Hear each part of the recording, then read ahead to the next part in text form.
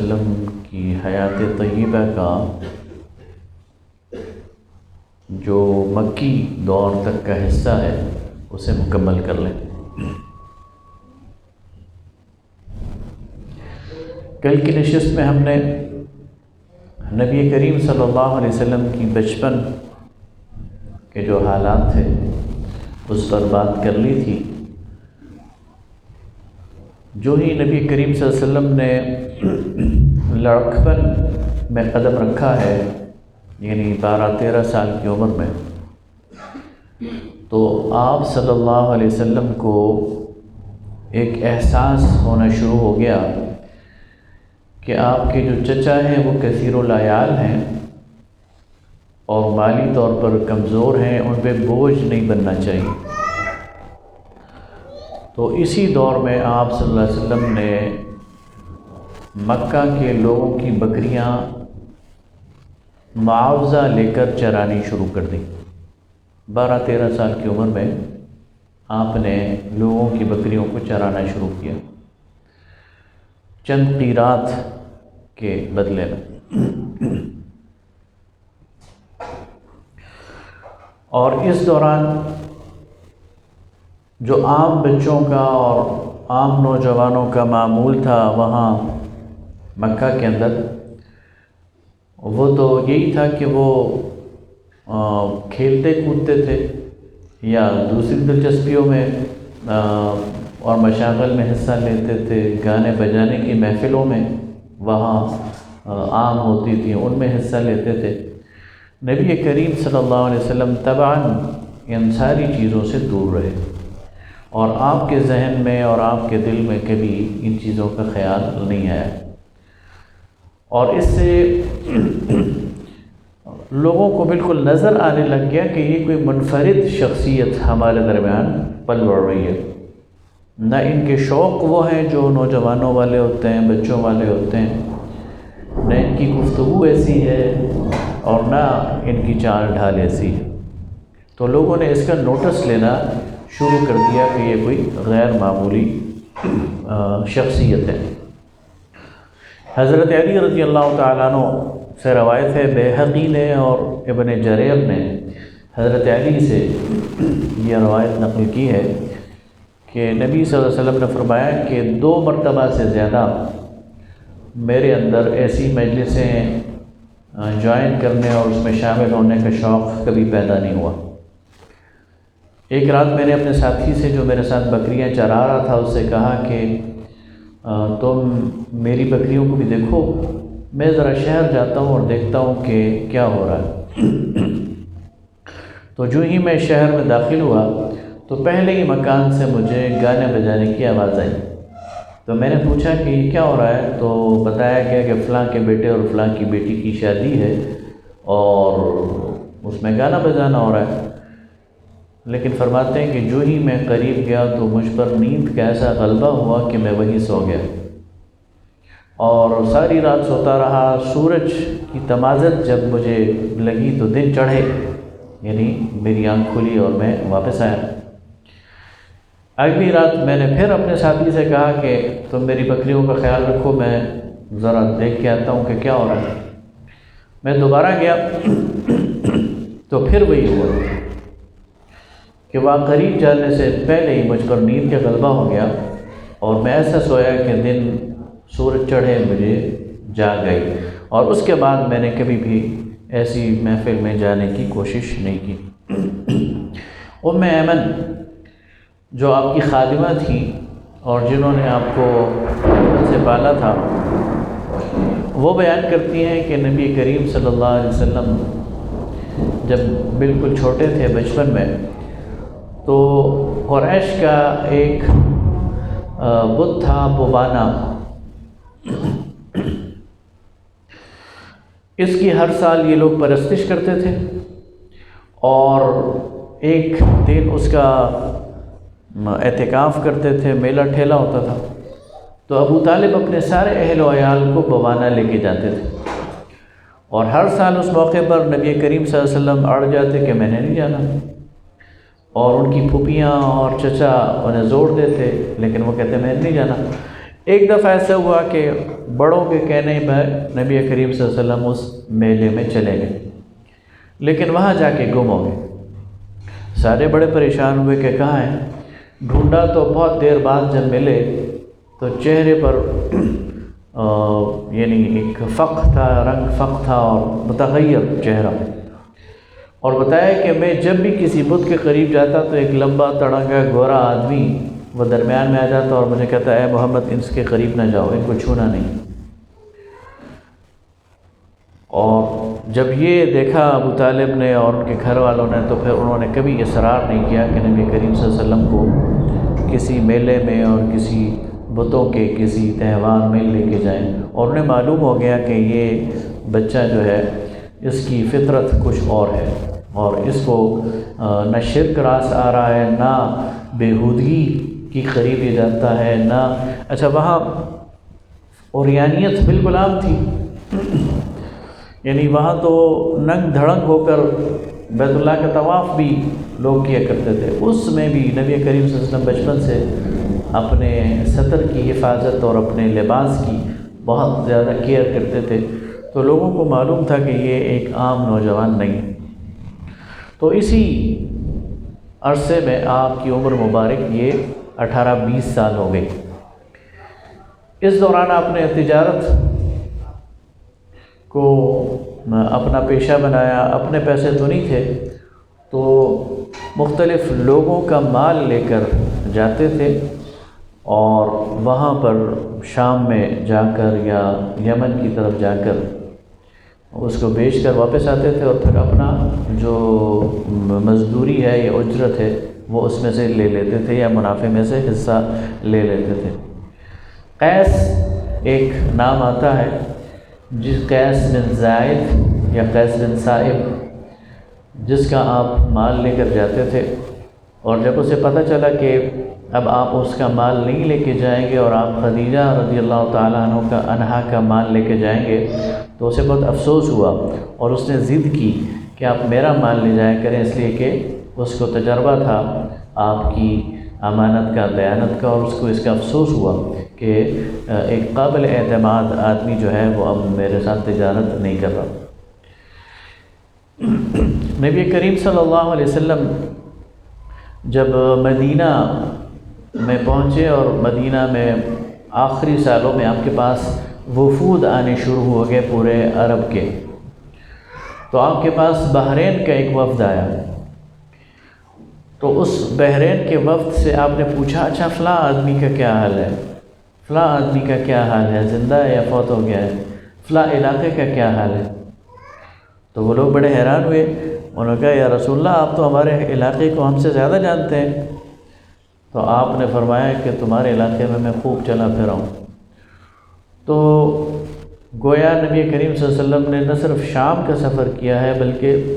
بحرین کے علاقے تک بھی آپ نے سفر کیا ہے، اور مختلف اور جگہوں پر بھی آپ نے تجارتی سفر کیے ہیں۔ اس دوران مولانا اشرف علی تھانوی نے ایک مختصر سا رسالہ لکھا، نشر الطیب فی ذکر النبی الحبیب، اس میں انہوں نے یہ ذکر کیا کہ نبی کریم صلی اللہ علیہ وسلم خوشبو کی تجارت کیا کرتے تھے، اور کپڑے کی تجارت، ریشم کی، اسی طرح چمڑے کی، اسی طرح زیورات کی، مثالوں کی، تو یہ مختلف چیزیں آتی ہیں کہ ان چیزوں کی تجارت نبی کریم صلی اللہ علیہ وسلم نے کی ہے۔ آپ کی عمر 20 سال تھی، اور اسی دوران حضرت ابوبکر صدیق رضی اللہ تعالیٰ عنہ کی عمر 18 سال، اور اسی دور سے آپ کی ان سے دوستی شروع ہو گئی، اس کا میں ذکر ذرا آگے کروں گا۔ آپ کی عمر 20 سال تھی کہ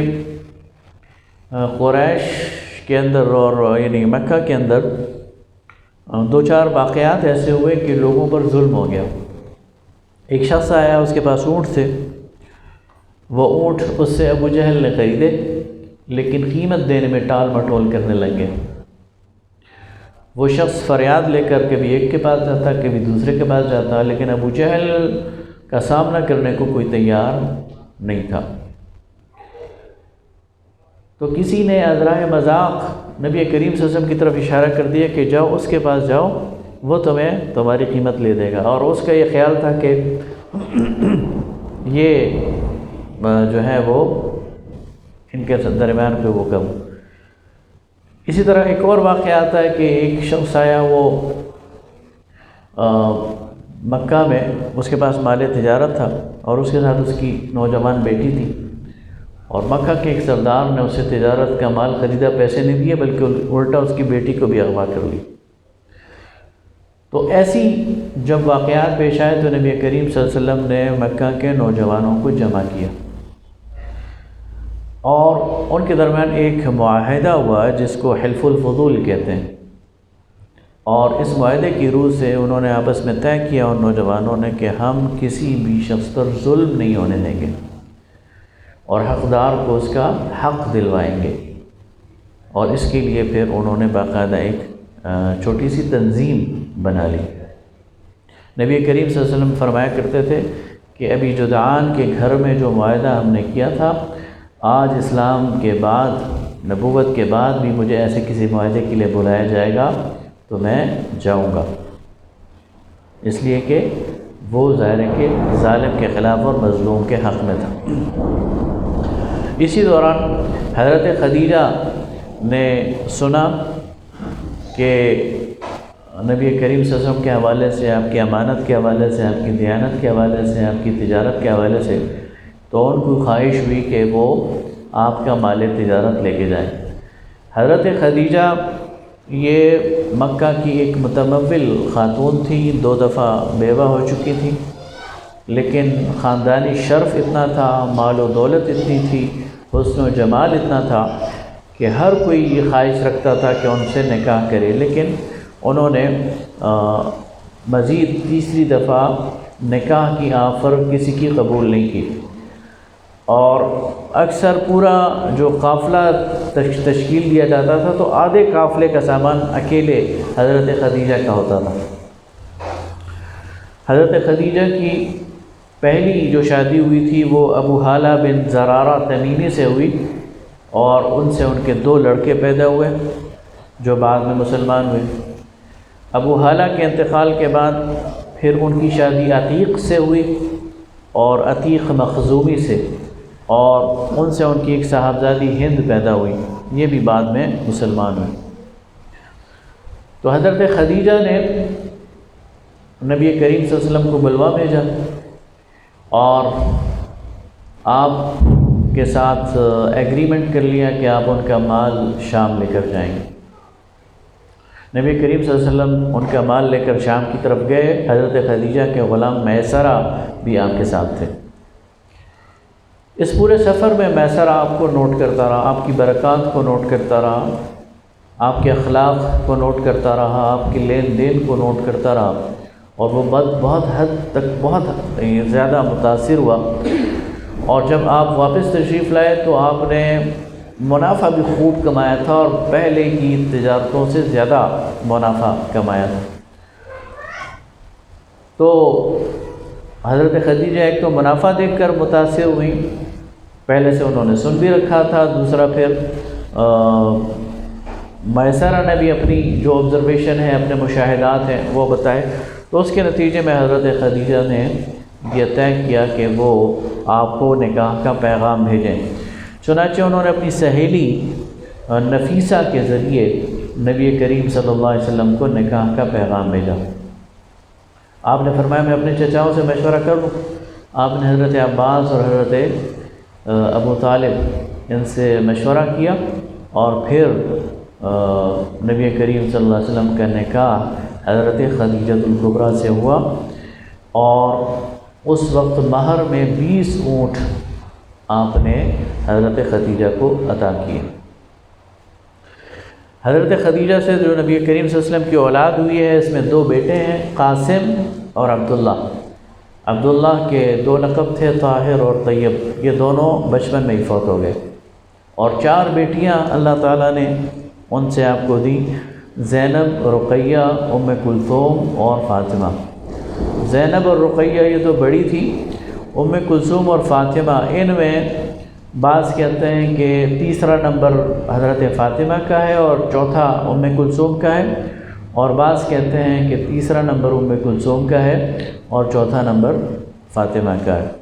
لیکن زیادہ صحیح یہ ہے کہ حضرت فاطمہ یہ چھوٹی تھی۔ نبی کریم صلی اللہ علیہ وسلم نے حضرت خدیجہ کے ساتھ اپنی زندگی کے 25 سال گزارے، اور ان 25 سالوں میں آپ کا ان کے ساتھ نبی کریم صلی اللہ علیہ وسلم نے کوئی دوسرا نکاح نہیں کیا۔ اس دوران آپ کی عمر 25 سال تھی، حضرت خدیجہ کی عمر 40 سال تھی، اور آپ کی عمر 50 سال ہوئی اور حضرت خدیجہ کی 65 سال ہوئی تو حضرت خدیجہ وفات پائیں۔ تو نبی کریم صلی اللہ علیہ وسلم نے اپنی جوانی اور اپنی ادھیڑ عمری، یعنی 50 سال کا آدمی ادھیڑ عمر ہوتا ہے، بڑھاپے کی سرحد پہ پہنچا ہوتا ہے، تو اپنی ادھیڑ عمری تک ایک ہی خاتون کے ساتھ اپنی زندگی گزاری ہے، اور وہ ہیں حضرت خدیجہ الکبریٰ رضی اللہ تعالی عنہ۔ اور حضرت عائشہ فرماتی ہیں کہ جب تک نبی کریم صلی اللہ علیہ وسلم زندہ رہے وہ مختلف مواقع پر حضرت خدیجہ کو یاد کرتے رہے۔ ایک دفعہ فرماتی ہیں کہ حضرت خدیجہ کی بہن حالہ بنت خویلد وہ آئیں اور نبی کریم صلی اللہ علیہ وسلم نے ان کی آواز سنی، ابھی دیکھا نہیں تھا، آواز سنی تو تڑپ کر اٹھے اور فرمایا اللہم حالہ، اے اللہ یہ حالہ ہو، اللہ کرے یہ حالہ ہو۔ تو گویا کہ حضرت خدیجہ کے ساتھ اتنا تعلق تھا آپ کا کہ ان کی بہن یا ان کی سہیلیاں ان کو بھی آپ یاد کرتے تھے۔ حضرت عائشہ فرماتی ہیں کہ جب بھی کوئی بکری کا بچہ ذبح کرتے تو خدیجہ کی کسی جاننے والی کو تحفہ ضرور بھیجتے تھے۔ تو یہ ایک تعلق خاطر تھا نبی کریم صلی اللہ علیہ وسلم کا حضرت خدیجہ سے، جو ساری عمر قائم رہا۔ اور حضرت عائشہ رضی اللہ تعالیٰ عنہ فرماتی ہیں کہ مجھے اس پر رشک آتا تھا کہ رسول اللہ صلی اللہ علیہ وسلم، حالانکہ وہ میری شادی سے پہلے فوت ہو چکی تھی، لیکن مجھے اس پر رشک آتا تھا کہ اللہ کے رسول صلی اللہ علیہ وسلم ان سے اتنی محبت کرتے ہیں۔ اسی دوران حضرت زید بن حارثہ رضی اللہ تعالیٰ عنہ یہ بھی نبی کریم صلی اللہ علیہ وسلم کی خدمت میں آئے۔ ان کا واقعہ بھی بڑا زبردست ہے۔ یہ بنو کلب کے تھے اور ان کے والد حارثہ بن شرحبیل اور ان کی والدہ سعدہ، تو یہ 8 سال کے تھے، اپنی والدہ کے ساتھ میکے جا رہے تھے۔ والدہ اپنی والدین سے ملنے جا رہی تھیں کہ راستے میں ڈاکوؤں نے ان پر چھاپا مارا، ان کے قافلے کو لوٹ لیا اور ان کو غلام بنا لیا اور اوقاس کے میلے میں آ کر فروخت کر دیا۔ حضرت خدیجہ کے بھتیجے تھے حکیم بن حزام، جو نبی کریم صلی اللہ علیہ وسلم کے دوست تھے، انہوں نے ان کو خرید لیا اور اپنی پھوپھی حضرت خدیجہ کو ان کی خدمت کے لیے خاص کر دیا۔ حضرت خدیجہ نے ان کو رسول اللہ صلی اللہ علیہ وسلم کے سپورٹ کر دیا۔ یہ نبی کریم صلی اللہ علیہ وسلم کی خدمت میں رہے۔ ان کی عمر 14 یا 15 سال تھی کہ ان کے والدین کو پتہ چلا کہ ہمارا بیٹا مکہ میں، تو ان کے والد اور چچا وہ مکہ آئے اور پوچھتے پاچھتے نبی کریم صلی اللہ علیہ وسلم کی خدمت میں حاضر ہوئے اور کہا کہ ہمارا بیٹا آپ کے پاس ہے، آپ فدیہ لے لیں، معاوضہ لے لیں اور ہمارے بیٹے کو آزاد کر دیں۔ آپ صلی اللہ علیہ وسلم نے فرمایا کہ دیکھو بات ایسی ہے کہ میں زید کو بلا لیتا ہوں، وہ آپ کا بیٹا ہے، اگر آپ کے ساتھ جانا چاہے تو مجھے کوئی اعتراض نہیں اور کسی فدیے کی ضرورت نہیں، لیکن اگر نہ جانا چاہے تو پھر آپ اسے مجبور نہیں کریں گے۔ انہوں نے کہا اس سے بڑھ کر اچھی بات کیا ہوگی، آپ نے تو بہت انصاف کی بات کہی ہے۔ اور ان کے خیال یہ تھا کہ ایسا کیسے ہو سکتا ہے کہ ہمارا بیٹا ہمارے ساتھ نہ جائے۔ چنانچہ حضرت زید کو بلایا گیا، آپ نے فرمایا ان کو جانتے ہو؟ انہوں نے کہا ہاں یہ میرے والد ہیں، یہ میرے چچا ہیں۔ کہا یہ تمہیں لینے آئے ہیں، تو اب تمہاری مرضی ہے، تم جانا چاہو تو تم آزاد ہو اور اگر رہنا چاہو تو تبھی تم آزاد ہو۔ تو حضرت زید نے کہا کہ یہ میرے والد ہیں، یہ میرے چچا ہیں، لیکن جاؤں گا ان کے ساتھ نہیں، رہوں گا آپ کے ساتھ۔ باپ نے کہا بیٹا تم آزادی پر غلامی کو ترجیح دے رہے ہو؟ انہوں نے کہا نہیں، یہ غلامی نہیں ہے، میں نے ان کو دیکھا ہے اور ان کی جو اوصاف دیکھے ہیں اور ان کی جو محبت اور شفقت دیکھی ہے وہ مجھے گھر میں نہیں ملی، وہ مجھے آپ سے نہیں ملی۔ نبی کریم صلی اللہ علیہ وسلم اس واقعے سے اتنے خوش ہوئے کہ آپ نے زید کا ہاتھ پکڑا اور بیت اللہ میں لے گئے اور کہا لوگوں یہ زید ہے، آج کے بعد یہ میرا وارث ہے اور میں اس کا وارث ہوں،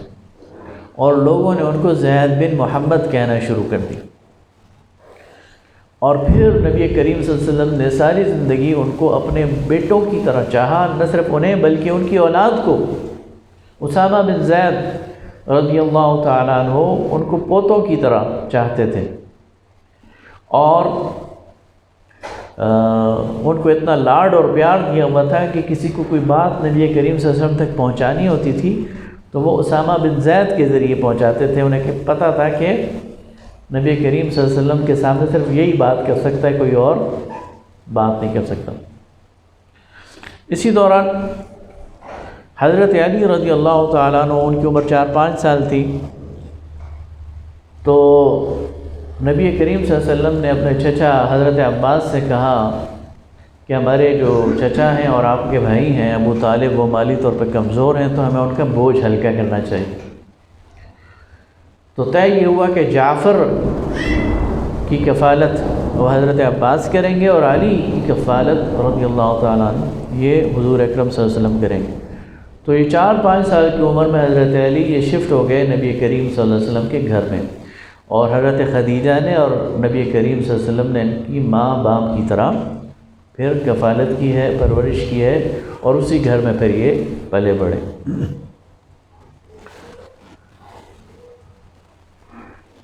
اس دوران یعنی آپ کی عمر 25-30 سال کی جب تھی تو آپ کے جو دوست احباب تھے تو ان میں سے سب سے زیادہ جو تھے وہ 4-5 افراد تھے جو آپ کے دوست تھے۔ ان میں سے ایک تو حضرت ابوبکر صدیق ہیں رضی اللہ تعالیٰ،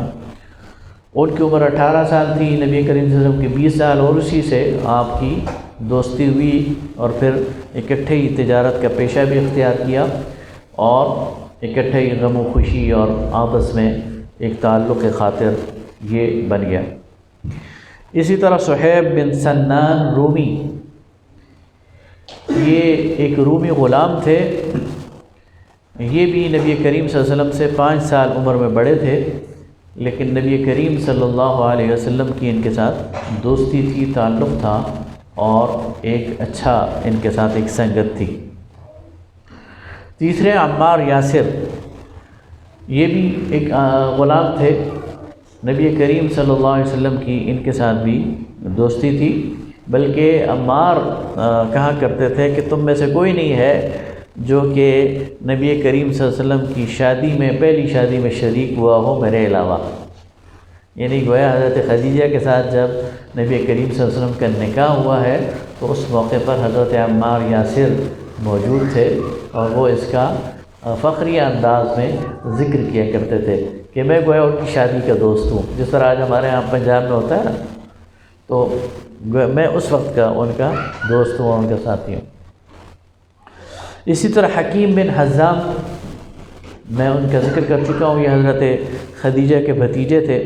یہ بھی نبی کریم صلی اللہ علیہ وسلم سے عمر میں 4-5 سال بڑے تھے، لیکن نبی کریم صلی اللہ علیہ وسلم کے دوست تھے اور کلوز دوستوں میں ان کا شمار ہوتا ہے۔ اور ایک اور 5واں نام آتا ہے، وہ ہے ضماد بن ثعلبہ، یہ طبیب تھے، جراح تھے، اور یہ بھی نبی کریم صلی اللہ علیہ وسلم کے خاص دوستوں میں شامل تھے زمانہ قبل از اسلام میں، اور یہ سارے کے سارے لوگ جو ہیں انہیں اسلام نصیب ہوا اور اللہ تعالیٰ نے انہیں ہدایت دی۔ اس کے علاوہ حضرت عثمان ابن عفان رضی اللہ تعالیٰ عنہ نبی کریم صلی اللہ علیہ وسلم کے حلقہ رفاقت میں شامل تھے، دوستوں میں شامل تھے۔ اسی طرح زبیر بن العوام رضی اللہ تعالیٰ عنہ، یہ نبی کریم صلی اللہ علیہ وسلم کے پھوپھی زاد بھائی ہیں، حضرت صفیہ کے بیٹے ہیں، تو اس لحاظ سے ہم عمر بھی تھے، پھوپھی زاد بھائی بھی تھے اور دوستی بھی تھی ان سے۔ حضرت عبد الرحمن بن عوف رضی اللہ تعالیٰ عنہ بنو زہرہ کے ہیں، یہ بھی نبی کریم صلی اللہ علیہ وسلم کے دوستوں میں شامل تھے۔ حضرت سعد ابن ابی وقاص اگرچہ نبی کریم صلی اللہ علیہ وسلم سے عمر میں چھوٹے تھے، لیکن یہ بھی نبی کریم صلی اللہ علیہ وسلم کے حلقہ اثر میں شامل تھے۔ آپ کی عمر جب 35 سال تک پہنچی ہے تو قریش نے بیت اللہ کی تعمیر نو کا فیصلہ کیا۔ ہوا یہ کہ بیت اللہ آج بھی آپ دیکھیں تو بالکل پیندے میں ہے، اس کی چاروں طرف پہاڑ ہے اور ڈیپ وادی میں یہ بیت اللہ ہے۔ تو پہلے بھی یہ ہوتا تھا کہ جب بہت زیادہ بارش ہو جاتی تھی تو چاروں طرف سے پانی آتا تھا تو یہ سیلاب آ جاتا تھا۔ تو بہت زیادہ بارش ہوئی، اس کے نتیجے میں سیلاب آیا اور اس کے نتیجے میں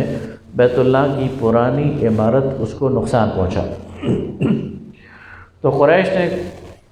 جمع ہو کر اس پر مشورہ کیا کہ اس کو گرا کر اثر نو تعمیر کرنا چاہیے۔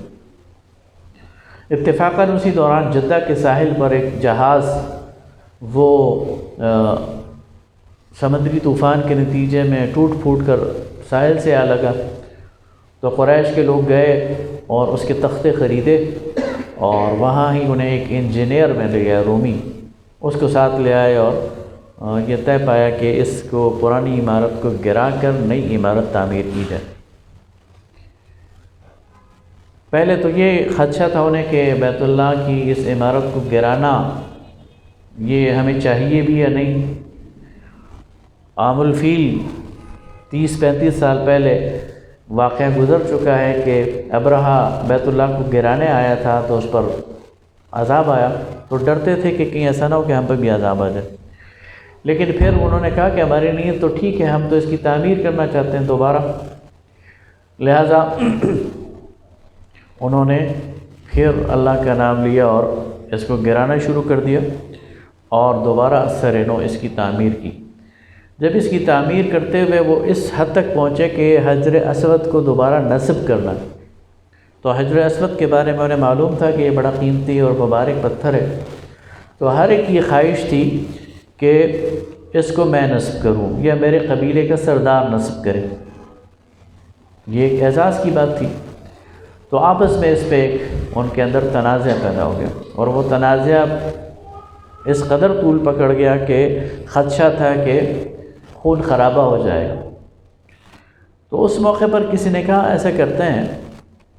کہ کسی کو حکم بناتے ہیں، کسی کو فیصلہ کرنے والا بناتے ہیں۔ کس کو بنائیں؟ اچھا ایسا کرتے ہیں کہ کل صبح سورج نکلنے کے بعد جو شخص پہلے بیت اللہ کے احاطے میں داخل ہوگا وہ ہمارا حاکم ہے۔ ہاں ٹھیک ہے،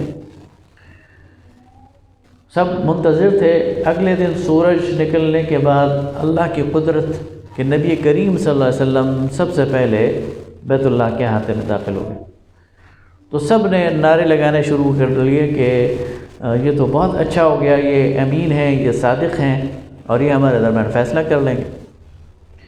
نبی کریم صلی اللہ علیہ وسلم نے ان سے پوچھا ماجرا کیا ہے، انہوں نے بتایا یہ۔ آپ نے کہا ٹھیک ہے، ایک چادر منگوائی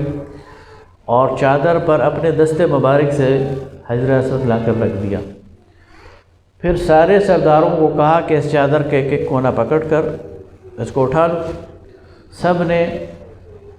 چادر کے ایک ایک کونا پکڑا اور اس کو اٹھا لیا، مطلوبہ مقام پر لے گئے اور آپ نے اپنے ہاتھ سے دست مبارک سے اٹھا کر اپنی جگہ پر رکھ دیا۔ گویا اس اعزاز میں سب کو شریک کر لیا۔ یہ ایک بہت حکیمانہ فیصلہ تھا اور اس فیصلے نے اور آپ صلی اللہ علیہ وسلم کے حوالے سے ان لوگوں پر ایک اثر ڈال دیا کہ ہمارے درمیان یہ جو شخصیت ہے نہ صرف صداقت میں، نہ صرف امانت میں، بلکہ فہم و فراست میں بھی، حکمت میں بھی، عقل میں بھی ہم سب سے فائق ہیں اور ہم سب سے بہتر ہیں صلی اللہ علیہ وسلم۔ جب یہ حالات ہو رہے تھے تو آپ کی عمر 35، 36، 37 سال، جو ہی آپ کی عمر 36-37 سال ہوئی تو آپ کی طبیعت پر تنہائی غالب آنی شروع ہوگی۔ اس سے پہلے آپ محفل کے آدمی تھے، دوستوں کے آدمی تھے، تجارت کے آدمی تھے، لوگوں کے حقوق ادا کرنے والے، لوگوں کی غمی خوشی میں شرکت کرنے والے، بیماروں کی عیادت کرنے والے، اور ہر قسم کے یعنی جو نفیس مشاغل ہیں ان میں حصہ لینے والے۔ لیکن جب 36-37 سال کی عمر ہوئی تو آپ پر تنہائی کا غلبہ ہو گیا اور آپ نے انسانوں سے دور رہنا شروع کر دیا، اور اس کا طریقہ آپ نے یہ نکالا کہ جبل النور یہ مکہ کے اندر ایک پہاڑ ہے بالکل بیت اللہ کے سامنے، اس کے اندر ایک غار ہے حرا، اس کی طرف آپ نے جانا شروع کر دیا۔ اچھا، یہ جو حرا کا غار ہے اس میں قریش کا کہ جو بزرگ تھے ان کا آنا جانا پہلے سے بھی لگا رہتا تھا۔ عبد المطلب کے بارے میں، حضور صلی اللہ علیہ وسلم کے دادا کے بارے میں بھی یہ آتا ہے کہ وہ بھی کبھی کبھی ایک مہینہ وہاں گزارا کرتے تھے۔ تو نبی کریم صلی اللہ علیہ وسلم بھی اسی طرف جانا شروع ہو گئے، اپنے گھر سے کھانے پینے کا سامان، ستو، پانی وہ ساتھ لے کے جاتے، وہاں آنے جانے والے مسافروں کو پانی پلاتے اور ستو کھلاتے، اور اس دوران مراقبے کی کیفیت میں اور غور و فکر کی کیفیت میں آپ نے وقت گزارا۔ تو یہ 2-3 سال 37واں 38واں 39واں سال آپ کی عمر مبارک کا یہ اسی طرح پھر غار حرا میں آتے جاتے گزرے، اور زیادہ تر رمضان کہ جو مہینہ ہے جس میں آپ یہ کرتے تھے۔ ربیع الاول میں عام الفیل کے 40ویں سال، جب آپ کی عمر 40ویں سال میں داخل ہوئی ہے، آپ صلی اللہ علیہ وسلم کو سچے خواب آنے شروع ہوئے، اور وہ خواب ایسے ہوتے تھے کہ رات کو آپ خواب دیکھتے، دن کی روشنی میں اسے پورا ہوتا دیکھتے، اور ایسے واقعات ہونے شروع ہو گئے جو کہ بالکل اجنبی سے واقعات تھے، خرق عادت قسم کے۔ مثلا آپ کسی درخت کے قریب سے گزر رہے ہیں اور آواز آ رہی ہے السلام علیک یا رسول اللہ، آپ دائیں بائیں دیکھتے تو کوئی نہ ہوتا، تو اس طرح کی آپ کو گویا تیار کیا جا رہا تھا کسی آنے والے واقعے کے لیے۔ 6 مہینے گزر گئے اور رمضان آ گیا، تو رمضان میں آپ نے حسب معمول گھر سے کھانا لیا، پانی لیا، اور حرا میں تشریف لے گئے، اور اسی مراقبے کی کیفیت میں رمضان کی آخری جو طاق راتیں ہیں ان میں سے کسی رات آپ صلی اللہ علیہ وسلم پر پہلی وحی آئی۔ اس کا جو نقشہ ہمارے سامنے ہے وہ حضرت عائشہ صدیقہ رضی اللہ تعالیٰ عنہ کی روایت ہے جو بخاری شریف میں آئی۔ وہ فرماتی ہیں کہ رسول اللہ صلی اللہ علیہ وسلم رمضان مبارک کی کسی آخری طاق رات میں، یہ 21ویں ہو سکتی ہے، 21ویں ہو سکتی ہے، 23ویں، 25ویں، 27ویں یا 29ویں۔ ویسے صحابہ کرام سے جو اقوال منقول ہیں تو زیادہ رجحان 27ویں کا ہے، لیکن بہرحال ان آخری عشرے کی طاق راتوں میں کوئی ایک رات تھی جب نبی کریم صلی اللہ علیہ وسلم بیٹھے ہوئے تھے حرا میں کہ ایک دم وہ غار جو ہے وہ روشنی سے جگمگا اٹھا، اور آپ نے دیکھا کہ جبرائیل امین وہ تشریف لائے ہیں، اور آپ صلی اللہ علیہ وسلم کو گلے لگایا، چھاتی سے لگایا، اور اتنا بھینچا اور اتنا دبایا کہ آپ کو لگا کہ یہ تو میری پسلیاں توڑ دے گا، یہ تو میری قوت توڑ دے گا، اور پھر فرمایا اقرأ، پڑھ۔ آپ نے فرمایا ما انا بقاری، میں تو پڑھ نہیں سکتا، تو اس نے دوبارہ دبایا اور کھینچا، بھینچا۔ آپ فرماتے ہیں پھر مجھے لگا کہ یہ میری قوت توڑ دے گا، میری پسلیاں توڑ دے گا، پھر چھوڑا، کہا اقرأ، آپ نے فرمایا ما انا بقاری، تو تیسری دفعہ وہی عمل کیا،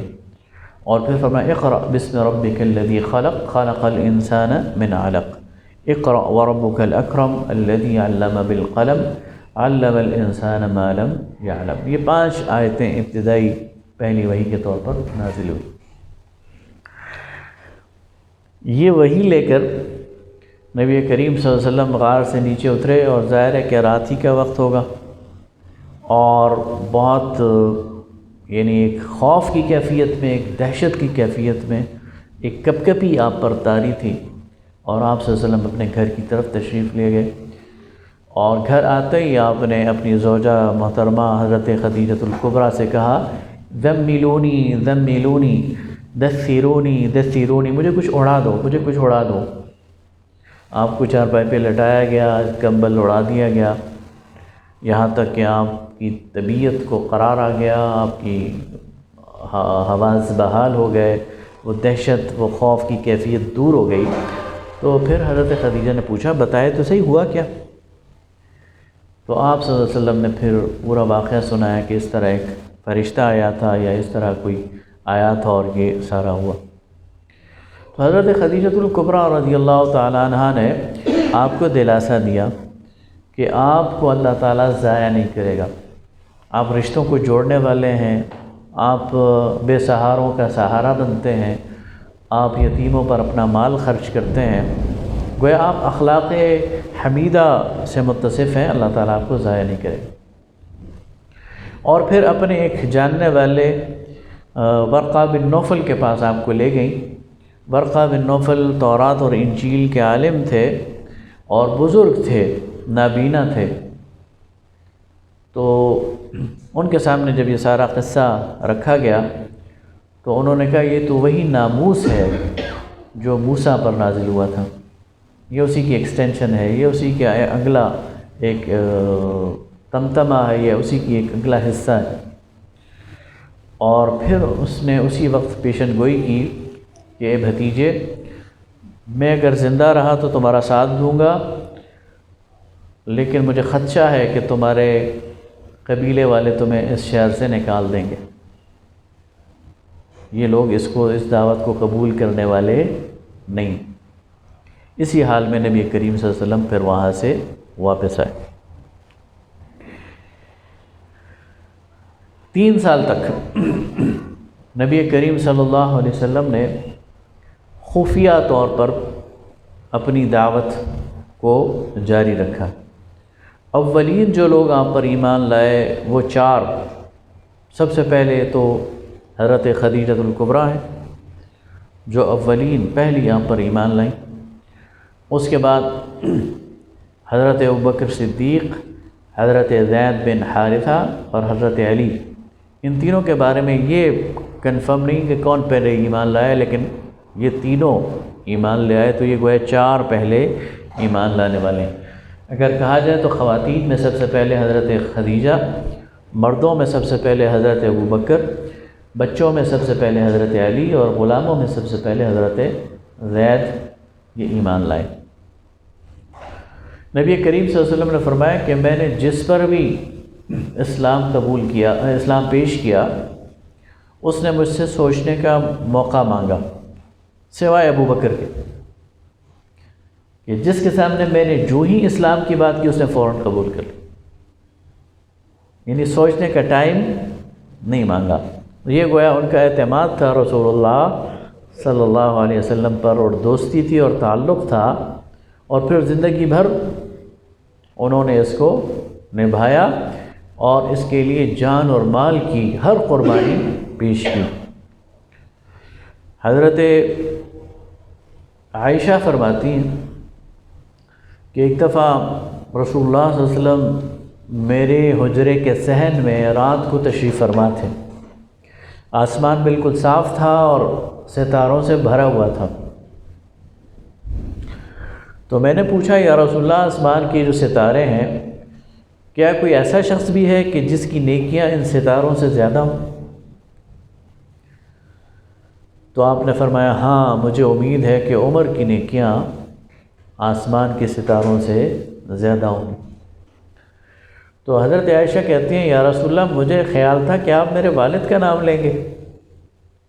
ابو بکر کا نام لیں گے، تو آپ نے تو عمر کی بات کی۔ تو آپ نے فرمایا کہ تمہارے والد کی ایک رات کی نیکی غار ثور والی، وہ ان ساری نیکیوں پر بھاری ہے۔ قرآن پاک میں آتا ہے نا کہ الا تنصروہ فقد نصرہ اللہ، تم اگر اس کی مدد نہیں کرو گے تو اللہ ان کی مدد کر چکا ہے۔ اذ اخرجہ الذین کفروا ثانی اثنین، جب کفار نے ان کو اپنے گھروں سے نکالا اور وہ دو میں سے ایک تھے۔ اذ ہما فی الغار، جب وہ غار میں تھے۔ اذ یقول لصاحبہ لا تحزن ان اللہ معنا، اور جب وہ اپنے صاحب سے کہہ رہے تھے کہ نہ غم کرو، اللہ ہمارے ساتھ۔ تو حضرت ابوبکر صدیق جب یہ آیت پڑھتے تھے نا تو کہتے تھے واللہ انا لصاحبہ، اللہ کی قسم یہ جس صاحب کا ذکر ہو رہا ہے نا یہ میں ہی ہوں۔ تو یہ اعزاز اللہ تعالیٰ نے حضرت ابوبکر صدیق رضی اللہ تعالیٰ عنہ کو دیا۔ اس کے بعد پھر یہ خبر آہستہ آہستہ پھیلنی شروع ہوئی، اور ابتدائی 3 سال میں حضرت عثمان ابن عفان، حضرت عبد الرحمن ابن عوف، حضرت عبداللہ ابن مسعود، حضرت خباب بن الارت، اور اس طرح کے کوئی 133 لوگ مفسرین نے اور مورخین نے جو لسٹ دی ہے، 133 مرد و خواتین وہ ابتدائی 3 سالوں میں نبی کریم صلی اللہ علیہ وسلم پر ایمان لے کر آئے۔ اور اس کے نتیجے میں ظاہر ہے کہ یہ بات چھپی تو نہیں رہ سکتی، پھر کسی نے آپ کو عبادت کرتے ہوئے دیکھ لیا، کسی نے آپ کو نماز پڑھتے ہوئے دیکھ لیا، کسی نے آپ کو قرآن پڑھتے ہوئے دیکھ لیا، تو مکہ کے اندر بھی ایک چہمگائی شروع ہو گئی کہ یہ کوئی نیا دین ہے اور کوئی نئی بات ہو رہی ہے، لیکن کسی کو بھی کنفرم معلومات نہیں تھی اور کوئی آمنے سامنے والی بات نہیں ہوئی تھی۔ اس دوران سورہ شعراء نازل ہوئی، اور سورہ شعراء میں اللہ تعالیٰ نے آپ کو حکم دیا وَأَنذِرْ عَشِيرَتَكَ الْأَقْرَبِينَ، اے نبی صلی اللہ علیہ وسلم اپنے قریبی رشتہ داروں کو ڈرائیے۔ تو اس حکم کی تعمیل کے لیے پھر آپ صلی اللہ علیہ وسلم نے ایک دن صبح صبح صفا کی چوٹی کا انتخاب کیا، صفا مروہ، جہاں سے معتمر یا حاجی سعی کا آغاز کرتا ہے، تو وہاں پر صفا کی چوٹی پر کھڑے ہو کر آپ صلی اللہ علیہ وسلم نے سارے قریش کو بلایا، قبیلے کا نام لے کر، یا بنی عبد مناف، یا بنی عبد الشمس، یا بنی ہاشم، سب کو بلایا، اور پھر ان کے سامنے جب وہ سارے جمع ہو گئے تو انہیں کہا کہ اگر میں تمہیں کہوں کہ اس پہاڑی کے پیچھے ایک فوج آ رہی ہے تو کیا تم اس پر یقین کر لو گے؟ انہوں نے کہا کیوں نہیں کریں گے، ہم نے آپ کو ہمیشہ سچ بولتے ہوئے دیکھا ہے، ہمارا تجربہ آپ پر سچ کا ہے۔ تو آپ نے فرمایا کہ اس عذاب سے ڈرو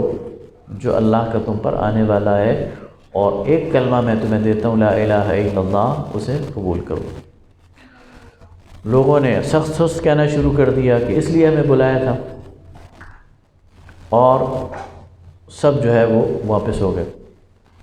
پھر آپ نے ایک دعوت کا اہتمام کیا اپنے گھر پر، اور خاص اپنے جو قریبی رشتہ دار ہیں ان سب کو بلایا، دودھ اور گوشت کا ان کے لیے انتظام کیا، روٹی کا انتظام کیا، اور کھانا وغیرہ کھلا کر پھر ان کے سامنے یہ دعوت رکھی۔ اس میں ابو لہب نے بڑی بدتمیزی کی اور آپ کو سخت سست کہا کہ اس لیے ہمیں بلایا، اور وہ سارا کا سارا محفل اس نے برباد کر لی۔ لیکن آپ کی بات لوگوں تک پہنچ گئی، اور لوگوں کو یہ معلوم ہو گیا کہ یہ ایک نئی دعوت ہے، توحید کی دعوت ہے، شرک کا ابطال ہے، اور بتوں کے خلاف بات کی جا رہی ہے۔ اچھا، اس وقت جو قریش کے لوگ تھے وہ اپنے آپ کو دین ابراہیم پہ کہتے تھے، اللہ کو مانتے تھے وہ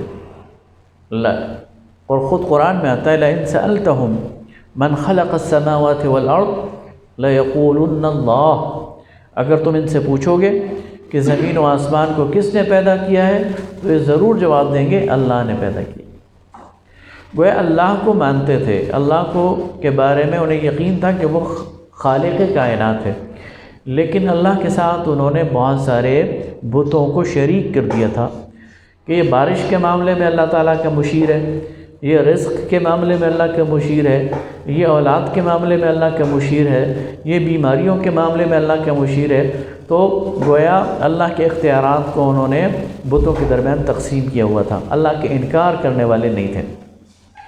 رسالت کے بھی کسی نہ کسی انداز سے یقین تھا کہ ابراہیم علیہ السلام کو مانتے تھے، اپنے آپ کو دین ابراہیم پہ کہتے تھے، لیکن جس چیز کو وہ بالکل نہیں مانتے تھے اور جو ان کے ذہن میں نہیں آ رہی تھی وہ آخرت کا عقیدہ تھا، کہ کیسے وہ شخص جس کو ہم اپنے ہاتھوں سے دبا دیتے ہیں اور اس کی ہڈیاں گل سڑ جاتی ہیں اور مٹی بن جاتی ہے، دوبارہ کیسے زندہ ہوگا، یہ چیز انہیں سمجھ نہیں آتی تھی، آخرت کے عقیدے کے منکر تھے۔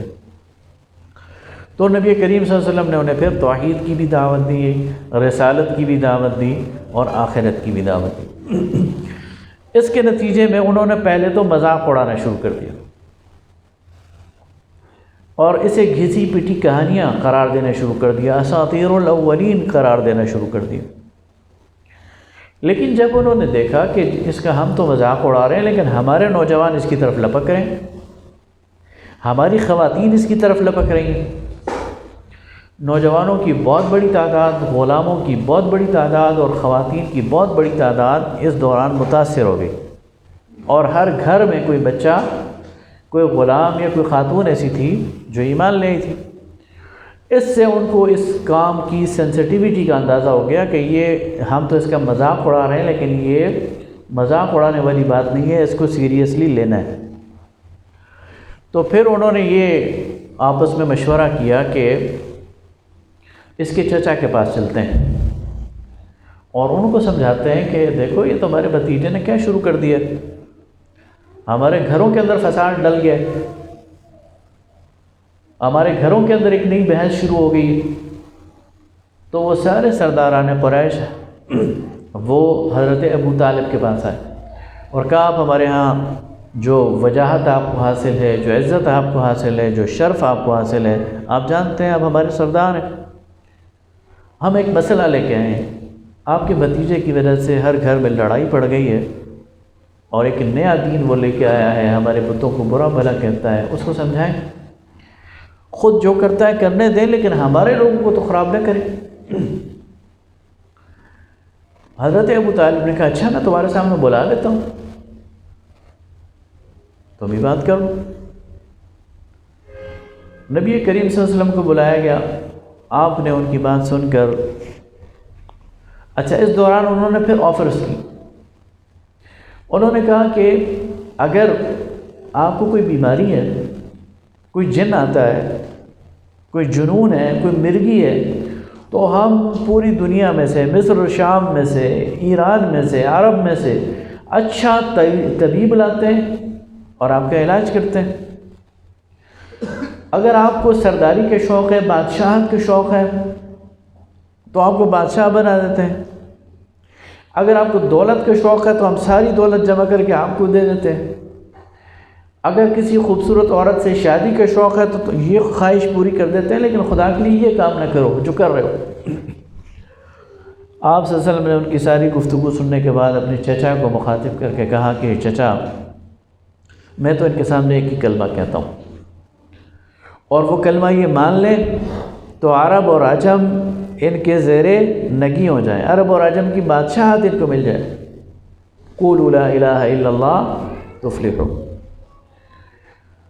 اور میں نے تو یہ کام کرنا ہے اور اس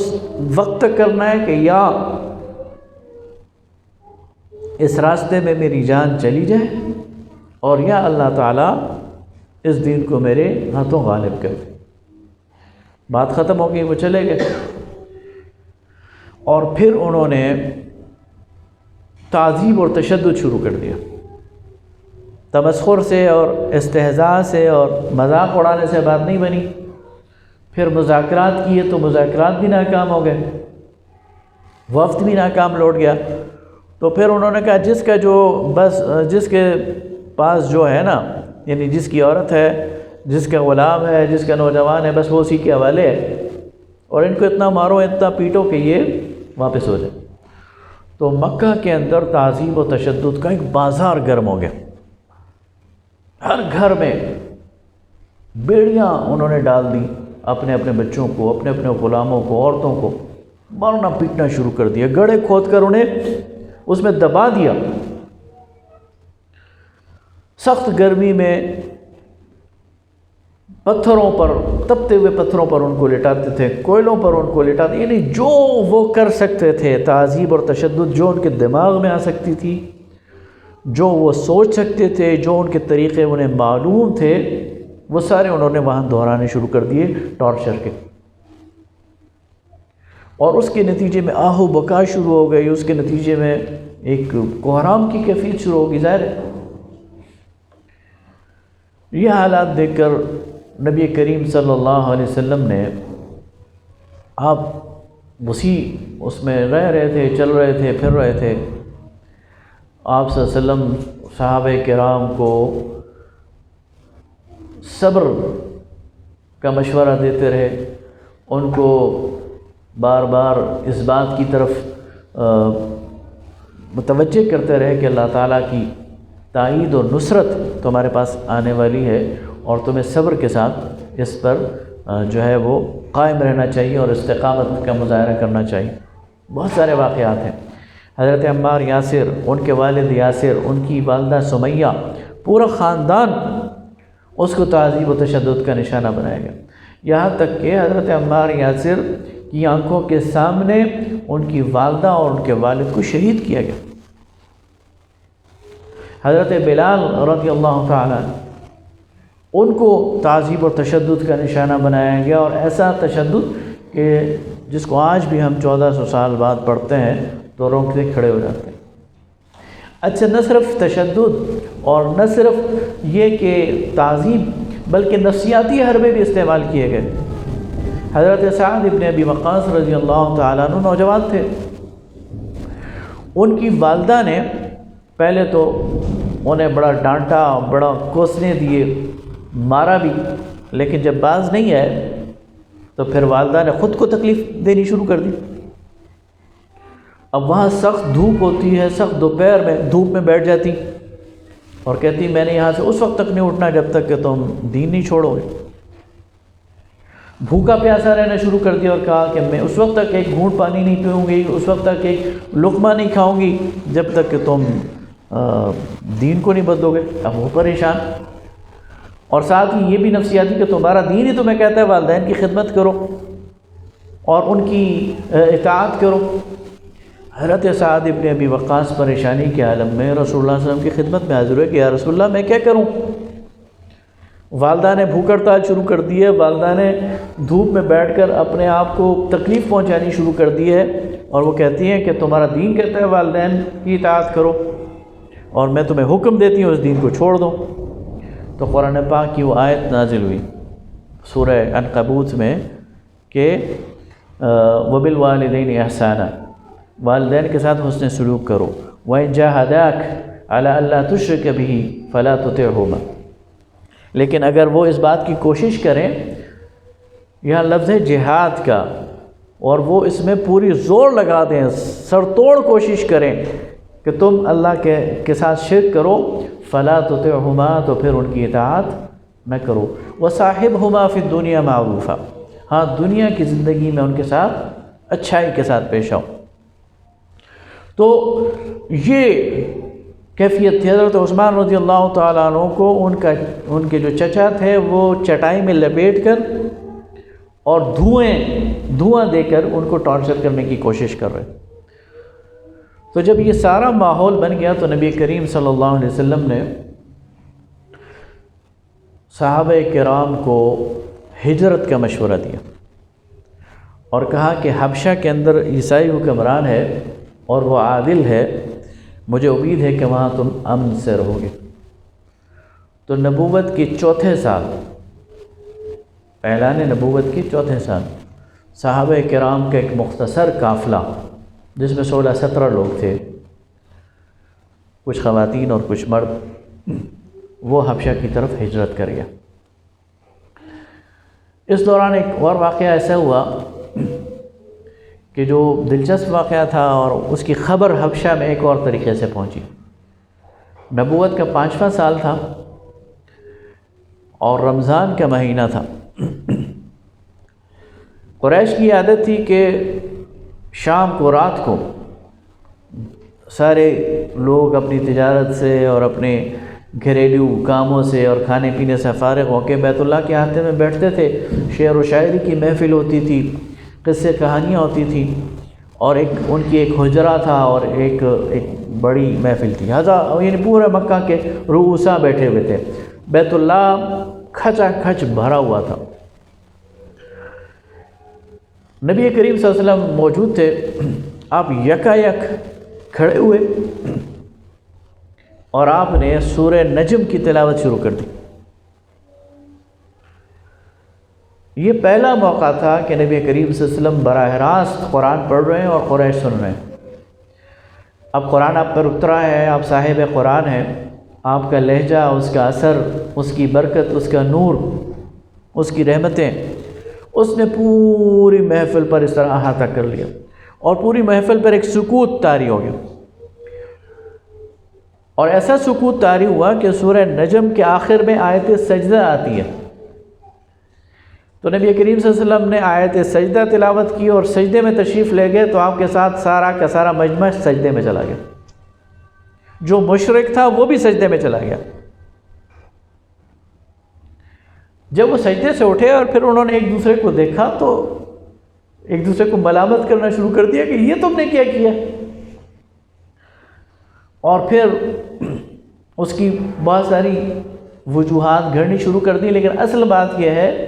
کہ وہ بے بس ہو گئے تھے اور مبہوت ہو گئے تھے، اور اس اثر میں آ کر انہوں نے سجدہ کر لیا۔ بعد میں انہیں اپنی غلطی کا احساس ہوا۔ یہ خبر ایک اور انداز سے حبشہ میں پہنچی کہ مکہ مسلمان ہو گیا، تو وہ جو انہوں نے ہجرت کی تھی وہ واپس آ گئے۔ راستے میں انہیں خبر ملی کہ نہیں، وہ ہماری اطلاع درست نہیں تھی، تو کچھ لوگ واپس چلے گئے، کچھ آ گئے۔ پھر نبی کریم صلی اللہ علیہ وسلم نے دوبارہ صحابہ کرام کو حبشہ کی ہجرت کا مشورہ دیا، تو پھر 103 افراد مرد و خواتین ملا کر انہوں نے دوسری ہجرت کی ہے حبشہ کی طرف۔ اب آپ دیکھیں 103 افراد اگر ایک چھوٹی سی بستی سے نکل جائیں تو ہر گھر سے کوئی نہ کوئی نکل گئے۔ جب یہ سارے نکل گئے تو کسی کا بیٹا چلا گیا ہے، کسی کا بھائی چلا گیا ہے، تو کسی کا غلام چلا گیا، تو انہوں نے ان کو واپس لانے کے لیے عبداللہ بن ابی ربیعہ اور عمر بن العاص، ان دونوں کا وفد بھیجا قریش نے نجاشی کے دربار میں۔ جو مہاجرین تھے ان کی قیادت حضرت جعفر کر رہے تھے، حضرت علی کے بھائی، بڑے بھائی، یہ حضرت علی سے 10 سال بڑے تھے۔ تو حضرت جعفر مسلمانوں کی قیادت کر رہے تھے، اور یہاں سے عمر بن العاص اپنے وفد کی قیادت کر رہے تھے۔ جب یہ وفد پہنچا حبشہ میں تو نجاشی کے دربار میں وہ حاضر ہوئے اور اس کو تحائف دی اور کہا کہ ہمارے کچھ نوجوان بھاگ کر آئے ہیں، آپ انہیں ہمارے حوالے کر دیں۔ نجاشی نے کہا پہلے میں ان کو بات تو سنوں، وہ آئے کیوں ہیں۔ چنانچہ انہیں بلایا تو حضرت جعفر نے تقریر کی وہاں اور کہا بادشاہ ہم تو مشرک تھے، بت پرست تھے، اور ہم قطع رحمی کرتے تھے، حقوق اور فرائض سے غافل تھے۔ اللہ نے ہمارے درمیان ایک نبی بھیجا جس نے ہمیں توحید کی دعوت دی، آخرت کی دعوت دی، بنیادی انسانی اخلاق کی دعوت دی، اور اس کے نتیجے میں ہمارے اندر یہ صفات پیدا ہو گئی، اور اس کے نتیجے میں ہماری یہ قوم ہماری دشمن ہو گئی، اور انہوں نے ہم پر تعذیب اور تشدد کرنا شروع کر دیا ہے، اور اس سے پناہ لینے کے لیے ہمارے نبی نے ہی ہمیں ہدایت کی کہ تم نجاشی کے پاس چلے جاؤ، وہ عادل بادشاہ ہے، وہ تمہیں پناہ دے گا۔ اس نے کہا ٹھیک ہے تم یہاں رہ سکتے ہو، اور عمر بن العاص کو کہہ دیا کہ آپ واپس جاؤ، میں ان کو تمہارے حوالے نہیں کروں گا۔ یہ واپس آئے تو عمرو بن العاص رضی اللہ تعالیٰ عنہ بعد میں وہ مسلمان ہوئے، بہت زیرک انسان تھے، بڑے اچھے سفیر تھے۔ انہوں نے اپنے ساتھی سے کہا کل میں ایسا پتہ کھیلوں گا کہ نجاشی ان کو میرے ساتھ واپس کرنے پر مجبور ہو جائے۔ اگلے دن پھر عمرو بن العاص نجاشی کے دربار میں حاضر ہو گئے اور کہا اے بادشاہ، یہ عیسیٰ ابن مریم کے بارے میں ایک بڑی بات کہتے ہیں۔ وہ عیسائی تھا نجاشی، اور عیسائی تو عیسیٰ کو خدا کے بیٹا مانتے ہیں۔ تو عمرو بن العاص نے واقعی ترپ کا پتہ مارا تھا اور بادشاہ کو ان سے یعنی دور کرنے کی اور بدظن کرنے کی پوری کوشش کی۔ حضرت جعفر موجود تھے، انہوں نے اپنے ساتھیوں سے کہا جو بھی ہو ہم نے تو سچ بولنا ہے۔ اس نے حضرت جعفر سے پوچھا بتاؤ تم حضرت عیسیٰ کے بارے میں کیا کہتے ہو؟ تو حضرت جعفر نے سورہ مریم کی تلاوت شروع کر دی، وَاذْكُرْ فِي الْكِتَابِ مریم، وہاں سے لے کر پورے وہ جو حضرت عیسیٰ کا پورا واقعہ ہے وہ یہ تلاوت کر رہے تھے، اور نجاشی اپنے تخت پر بیٹھا رو رہا تھا۔ اور جب حضرت جعفر نے یہ تلاوت ختم کی تو وہ اپنے تخت سے اٹھا، اس نے ایک تنکا اٹھایا اور کہا خدا کی قسم، جو تم نے عیسیٰ ابن مریم کی تعریف کی ہے وہ اس سے ایک تنکا زیادہ بھی نہیں تھے اور کم بھی نہیں تھے، بالکل یہی تھے، اور جاؤ تم امن سے رہو، یہ تمہیں واپس نہیں لے جا سکتے۔ اور یہ نامراد ہو کر وہاں سے آئے، اور یہ پھر 15-16 سال وہاں حبش میں یہ لوگ رہے، اور واپس پھر غزوہ خیبر کے موقع پر کچھ لوگ تو پہلے آ گئے تھے، لیکن حضرت جعفر وہ ہجرت کے 7ویں سال غزوہ خیبر کے موقع پر واپس نبی کریم صلی اللہ علیہ وسلم سے ملے، اور اس وقت نبی کریم صلی اللہ علیہ وسلم نے حضرت جعفر کو کہا کہ جعفر تم شکل و صورت میں بھی میرے ساتھ ملتے ہو اور اخلاق میں بھی میرے ساتھ ملتے ہو، اور فرمایا کہ آج مجھے اندازہ نہیں ہو رہا کہ خیبر کی فتح کی مجھے زیادہ خوشی ہے یا جعفر کے واپس آنے کی۔ اور حضرت جعفر اس خوشی اور اس اعزاز پر وہاں بے خود ہو کر رقص کرنے لگ گئے۔ وہ یعنی حبشہ سے آئے تھے نا، تو حبشہ میں حبشی جو ہے وہ کرتب وغیرہ دکھاتا تھا، شاید اسی کو دیکھ کر تو وہ ان کو اتنی خوشی ہوئی کہ ادھر وہ انہوں نے اس کا مظاہرہ کیا۔ تو یہ تھا ہجرت حبشہ۔ اس کے بعد جو لوگ مکہ میں رہ گئے ان پر وہی کیفیت وہ طاری رہی، لیکن پھر حالات نے بدلنا شروع کر دیا، اور نبوت کے 6 سال حضرت حمزہ ایمان لے آئے۔ حضرت حمزہ کے ایمان کا جو واقعہ ہے وہ بھی بڑا یعنی ایمان افروز اس لحاظ سے ہے کہ حضرت حمزہ جو تھے وہ نبی کریم صلی اللہ علیہ وسلم کے ہم عمر، تقریباً 1 سال ڈیڑھ چھوٹے یا سال ڈیڑھ بڑے اس طرح، اور نبی کریم صلی اللہ علیہ وسلم کے ساتھ بہت زیادہ محبت کرنے والے تھے، لیکن ان کی اپنی طبیعت میں یہ تجارت وغیرہ اور لوگوں کے ساتھ میل ملاپ نہیں تھا، شکار کرتے تھے اور بس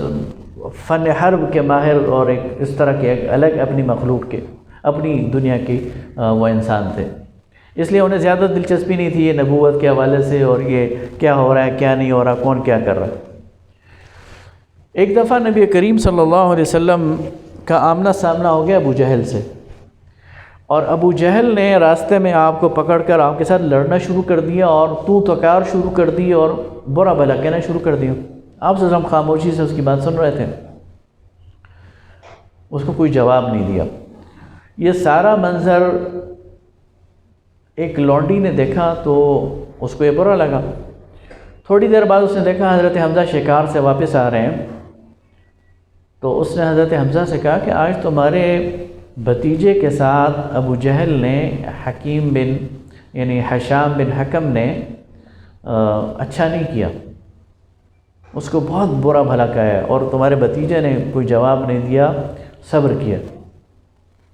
حضرت حمزہ رضی اللہ تعالیٰ عنہ کو یہ بات بری لگی کہ میرے بھتیجے کو ابو جہل کی اتنی ضرورت، گھر نہیں گئے، سیدھے بیت اللہ آئے، دیکھا ابو جہل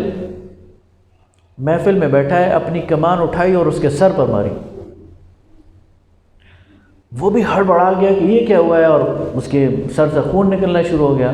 کہا تمہاری اتنی جرأت ہے کہ تم میرے ہوتے ہوئے میرے بھتیجے کو برا بھلا کہو، اس کے دین سے تمہیں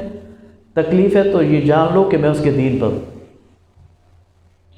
بیچ بچاؤ کرنے والے لوگ آئے تو ابو جہل نے کہا اس کو چھوڑ دو، میں نے واقعی آج اس کے بھتیجے کے ساتھ زیادتی کی، اور اسی حالت میں نبی کریم صلی اللہ علیہ وسلم کی خدمت میں حاضر ہوئے اور اسلام قبول کر لی۔ اور یہ ایک بہت بڑا بلو تھا، ایک بہت بڑا سیٹ بیک تھا مشرکین کے لیے۔ حضرت حمزہ جیسا شیر اور ایسا جری مجاہد اور ایسا پہلوان وہ جو ایمان لے آئے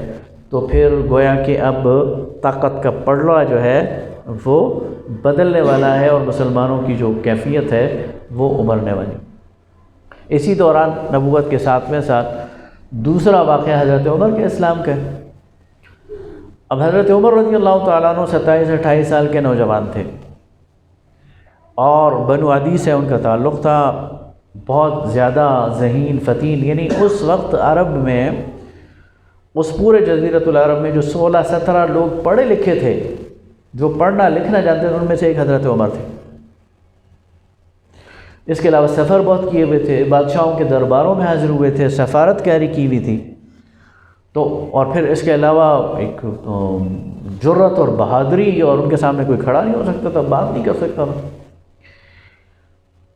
تو ان کی شخصیت بھی غیر معمولی شخصیت تھی، لیکن وہ جب دیکھتے تھے کہ یہ مکہ کے اندر ایک افتراق ہو گیا ہے، ایک انتشار پیدا ہو گیا ہے، گھر گھر کے اندر لڑائی ہو گئی ہے، تو ایک دن انہوں نے فیصلہ کیا کہ اس قصے کو ہی ختم کرتے ہیں، اور گھر سے تلوار لے کر آئے کہ محمد کو قتل کرتا ہوں، یہ قصہ ختم ہو، یہ گھر گھر کے اندر جو لڑائی پیدا ہو گئی ہے یہ ختم ہو جائے۔ اس میں چل رہے تھے کہ نعیم بن عبداللہ وہ راستے میں آئے، کہا عمر تمہارے ارادے تو خطرناک ہیں، تلوار ہاتھ میں کدھر جا رہے ہو؟ تو بہادر آدمی تھے، بہادر آدمی اپنے وہ چھپاتا تو نہیں ہے دل کی بات کو، کہا میں بس اس قصے کو ختم کرنے جا رہا ہوں، محمد کو قتل کرنے جا رہا ہوں۔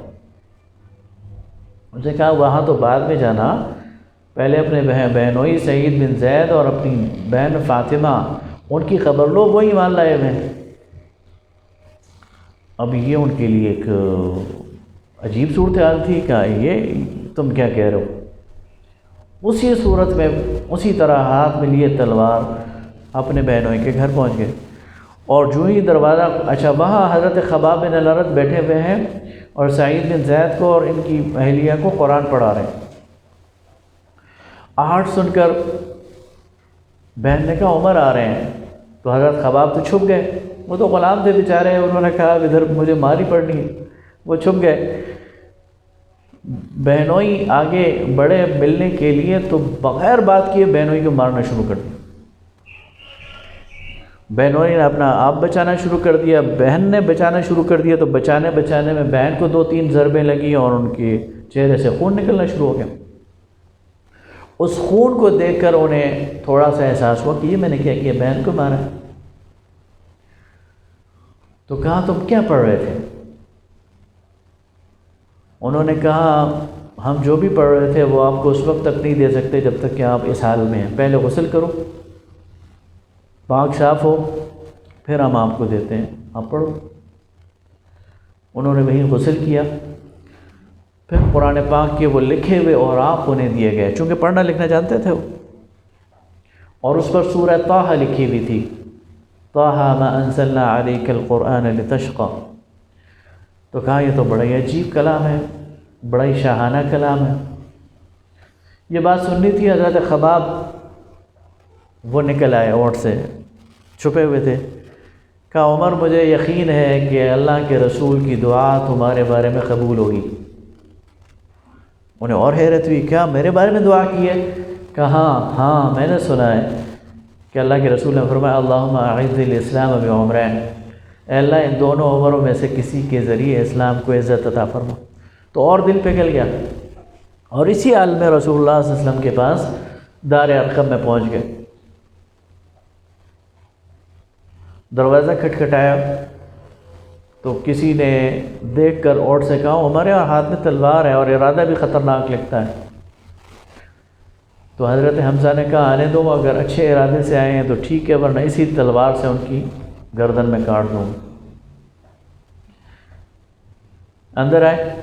نبی کریم صلی اللہ علیہ وسلم نے ان کے دامن کو کھینچا اور کہا عمر ابھی بھی وقت نہیں آیا ہے کہ تم سمجھ جاؤ، ابھی بھی تم پر حقیقت آشکار نہیں ہوئی.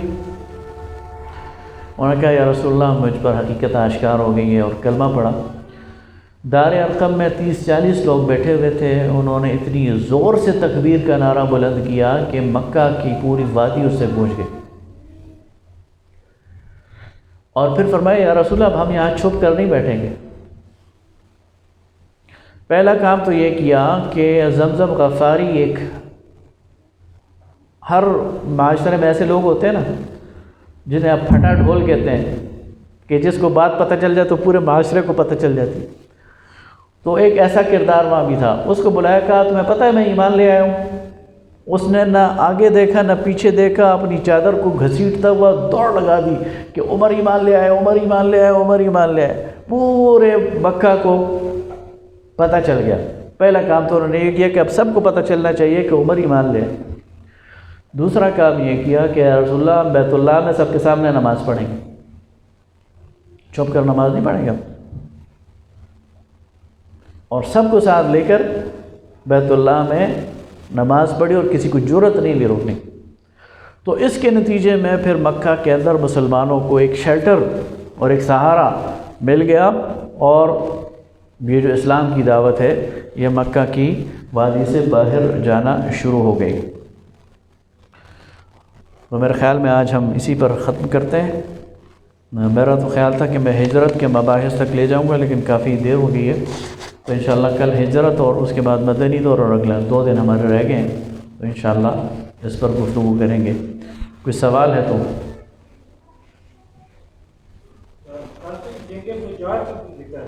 جی جی جی جی جی جی جی حرب فجار میں نبی صلی اللہ علیہ وسلم نے براہ راست حصہ تو نہیں لیا تھا، لیکن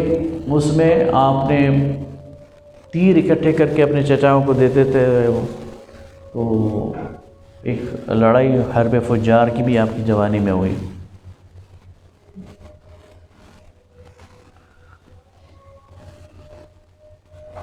اللهم صل على سيدنا مولانا محمد وعلى آل سيدنا مولانا محمد وبارك وسلم ثم صل عليه. ربنا آتنا في الدنيا حسنة وفي الآخرة حسنة وقنا عذاب النار. رب اغفر وارحم وأنت خير الراحمين.